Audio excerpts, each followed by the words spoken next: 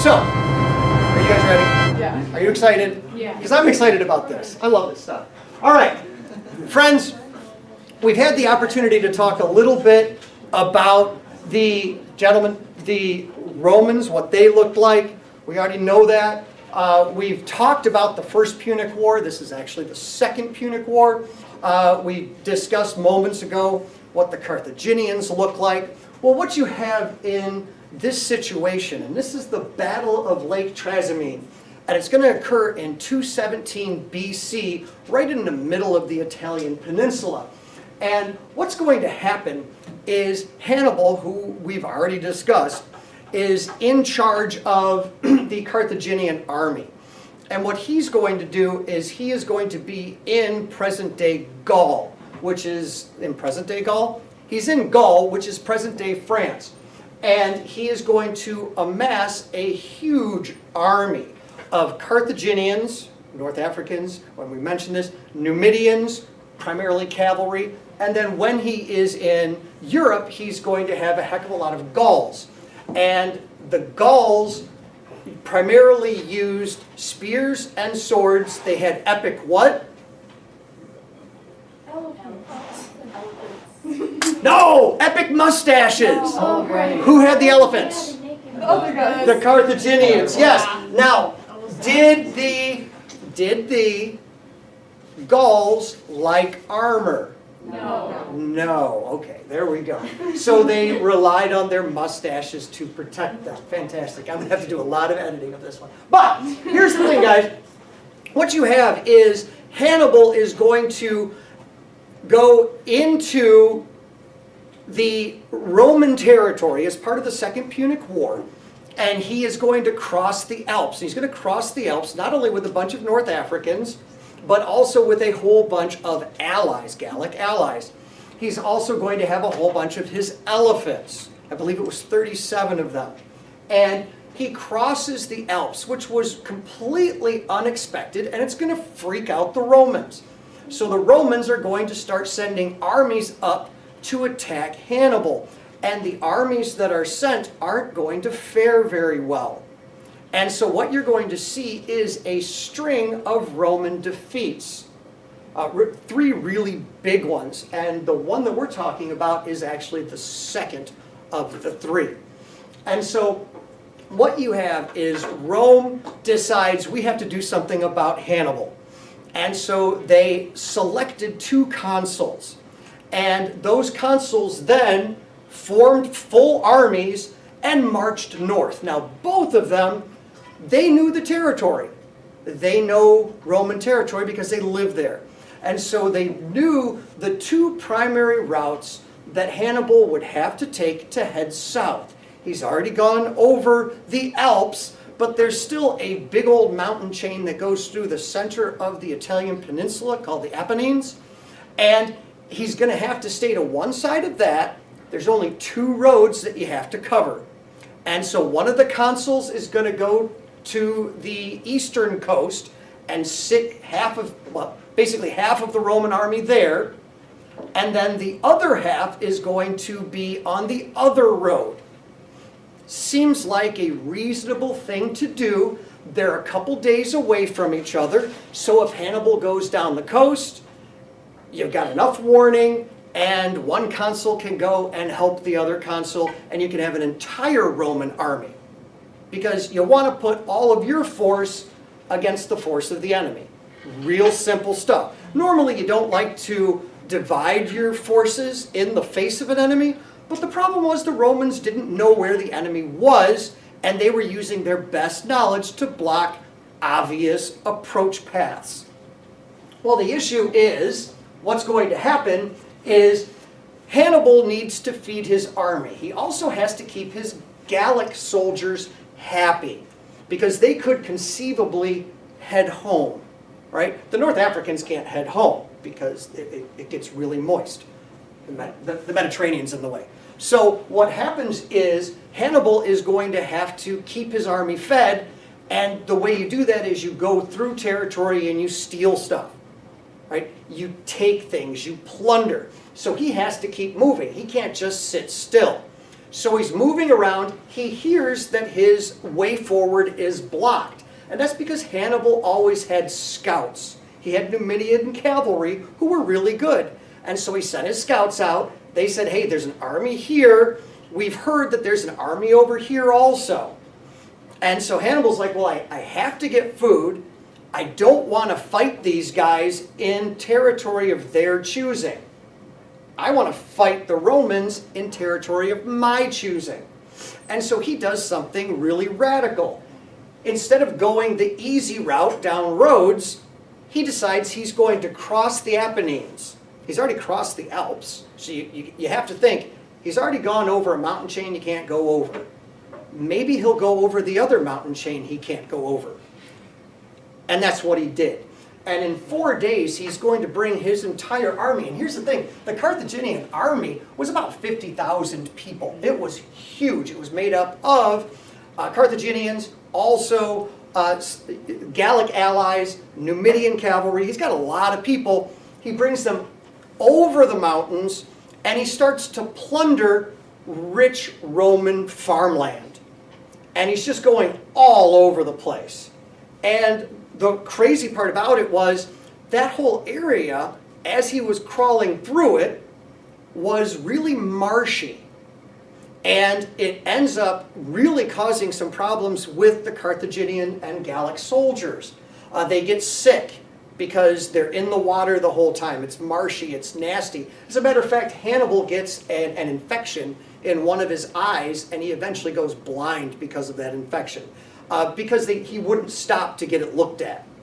All right, but, so what happens is the Carthaginians are in a place where they're not supposed to be, and frankly, they're only about 100 miles north of Rome.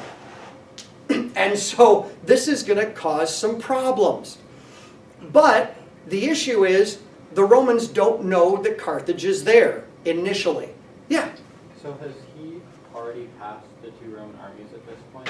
Actually, at this point, interestingly enough, he's kind of parallel with them. And so what you have is the army on the east here, and then you have the army here, which is in the center, by a guy, and they're led by a guy named Flaminius, and then you have Hannibal here. And so what Hannibal decides to do is he's going to head south. The reason he heads south is he thinks he can get Flaminius with half of the Roman army to attack. If only half the army attacks, then Hannibal has a better shot of winning.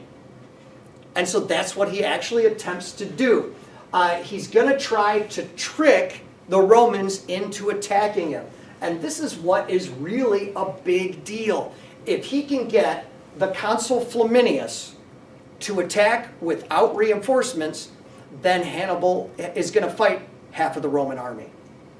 So what he does is he just constantly plunders the area. He makes himself very obvious so that the Romans know where he is. Flaminius takes the bait. He starts to go after Hannibal. This was a huge trick. And what Hannibal does, this is the genius part of it, Hannibal tries to pretend that he's weak. He's not. Hannibal has 50,000 men. Flaminius has half that number. But the Romans believe that they have the Carthaginians on the run because Hannibal tries to make it look that way. Hannibal's running away from an approaching Roman army. And so Flaminius is like, I don't need help. They're running. I got to get these guys. Right? So that is a huge mistake by Flaminius.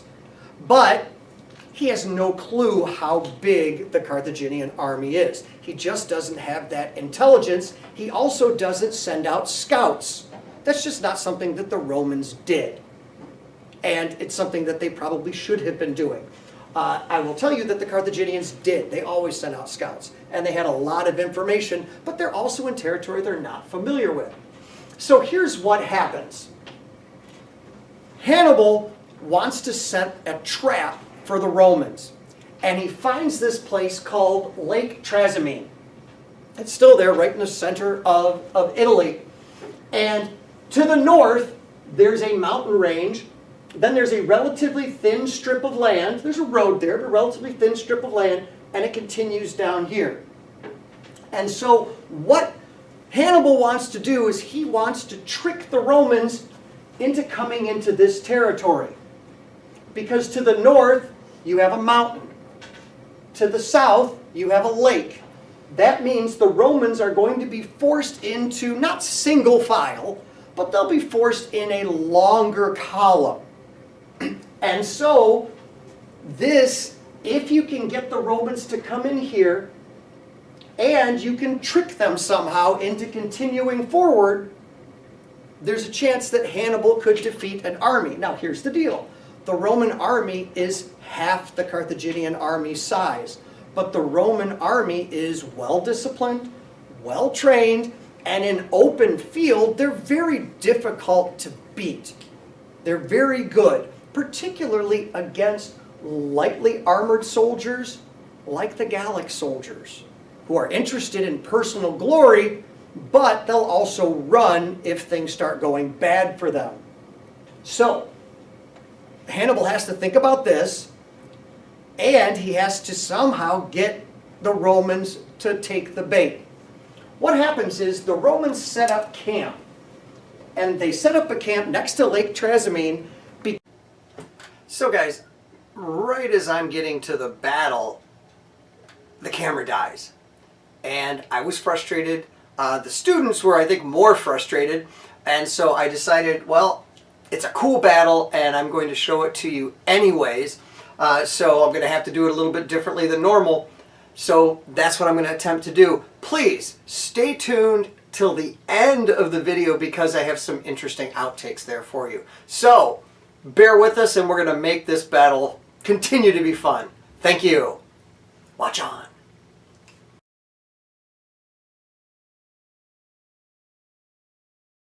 All right, friends, what you see is the Romans had a camp over here, and they could see fires from the Carthaginian camp over here. And they're really excited, and they figure that they've caught the Carthaginians unaware, and because the Carthaginians, they believe, Flaminius believes, that they're running away. Now, unfortunately, the Romans have no idea of the numbers that they're facing, but they can see this camp. So they figure early in the morning they're going to shoot across this thin area. There's mountains up here, lake down there, and they're going to go across here, and then they're going to engage this camp. The problem is, in the morning, there's a ton of mist coming off the lake. It's super foggy. So the Romans are marching forward, and they really can't see. Also, because of the geography, they kind of have to form up in not a single file line, but they can't form up in a manner that will allow them to really quickly respond to any potential enemy movement. But Flaminius is not worried about that because he knows where the enemy is, and he's trying to get there as fast as he can to catch them. And now what happens is, the Carthaginians, and Hannibal has set up some of his best soldiers here, right in front of the Carthaginian camp. Now, camp is in quotes because it's a fake camp. What Hannibal has done is impressive. Through the night, he has marched the bulk of his army up here in the dark, over the edge of this mountain on the opposite side of the mountain so that the Romans can't see him. And Hannibal knows that the Romans are going to come, and this is part of the trap. So as the Romans are coming through here, they're actually going to blunder into the Carthaginian camp, and they're going to come across the Carthaginians' most veteran units right there. So what ends up happening is Flaminius takes his vanguard, they're his best troops, and he forms them up to meet what he thinks is the full Carthaginian army, because he really can't see, it's too foggy. And Hannibal's men are going to hold these guys as long as possible. That's part of the trap. Unbeknownst to Flaminius, while the front of the Roman army is engaged, back here they don't know what's going on, and so they come to a complete stop. And they don't really know what to do, so they're just standing there. They know something's happened because you can hear a battle ensuing, but they haven't been given any guidance. And so they're basically standing there. And it's at this point that we're not sure if there were trumpet calls or something, but what happens is Hannibal is going to somehow let his army know, crest the top of the hill and come down. And that's what they're going to do. The Gauls are going to come in. The more lightly armored skirmishers are going to come down, and they're going to crash into the Roman army, and the Roman army is not going to have time to form up. And so what's going to happen is you're going to start getting a sense of panic amongst the Roman soldiers. When they can form up, they're pretty formidable, but when they're fighting man to man, they lose some of their advantage. So what ends up happening is you have the Carthaginian troops sweep down the mountain, crash into the Romans. The Romans are attempting to fight, and it's at this point that I asked the students what should happen next. And they all said that the Numidian cavalry should sweep in from behind to close the trap. And that's exactly what happened. So what you get in this situation is the Carthaginian troops coming in here. You have the cavalry, the Numidian cavalry coming in here. Flaminius is eventually spotted. There's a huge fight. He's eventually killed. His troops apparently turn into bacon, but those that aren't killed on the ground end up going into the water. And some of them try to swim in their armor. They're going to drown. Others are going to stand basically up to their necks in the water. And what's going to happen is the cavalry is just going to walk their horses into the water and thunk, thunk, thunk all the Romans and kill the Romans. So what you have is all of these Romans that are here are completely annihilated. So what we're left is the only Romans left on the battlefield are the ones that were here fighting against the Carthaginians that were in front of the camp. What these guys are going to do is they're actually going to break through, and they're going to run this way. And they're going to make it for 1 to 2 days. We're not exactly sure, but the problem is, and I asked my students, I said, what's the problem with the infantry running away? And they all said the Numidian cavalry. And it was really cool that they're really catching on to this stuff, because that's exactly what happened. They're eventually going to be surrounded, and they're going to be captured. And so what you have is the entire Roman army is going to be annihilated. The entire Roman army. Even a relief force of about 4,000 cavalry that was sent to kind of communicate with Flaminius, they were surrounded also and taken prisoner. And so what you have is a situation where one entire army is completely annihilated by the Carthaginians under Flaminius, and the other army loses its cavalry. And so they lose heart, because without cavalry, they're afraid to launch an attack against Hannibal. And so what we're left is a situation where Hannibal is just really close to Rome, and what we're going to see is panic in Rome. Rome is going to decide they're going to elect a dictator, and this was Fabius Maximus, and he is going to start to attempt to find a way to rein in Hannibal. But what we're eventually going to see is the Battle of Cannae is going to happen within a year, and that is going to see the envelopment of another entire Roman army, and that will be the 3 losses in a row that Rome suffers at the hands of Hannibal. Thank you, folks, for bearing with us, because this is not the way that we normally like to do our battles, but stick around for some outtakes, because my students are actually very funny people. All right. Have a great day, guys. Thanks. Oh, jeez. I did not waddle away. It was a very appropriate run. The other thing is I have a horrible song in my head. Haven't been able to get rid of it. All right?